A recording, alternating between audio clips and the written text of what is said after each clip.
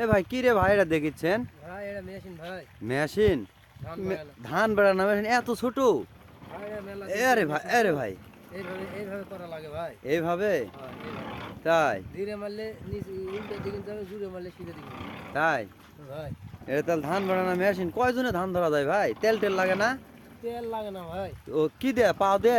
পাও দিয়ে। ও, এইভাবে? এইভাবে ভাই, দেখেন দর্শক, কত ছোট মেশিন। এটা ধান বেড়ানো মেশিন ভাই। এটার বয়স কেমন? বয়স প্রায় 20 বছর। 20 বছর? তাই? তাহলে 20 বছর আগে এরকম মেশিন ছিল নাকি? এরকম ছিল ভাই। একটা ঢোল নাকি? একটাই। ও, এই মেশিন কার, এটা আপনার? না ভাই এটা আমার না, আমি কাজ করতেছি তো। ও, এখানে কাজ করতেছেন? হ্যাঁ।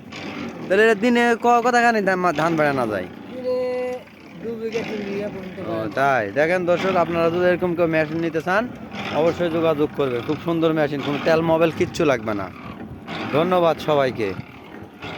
ভালো।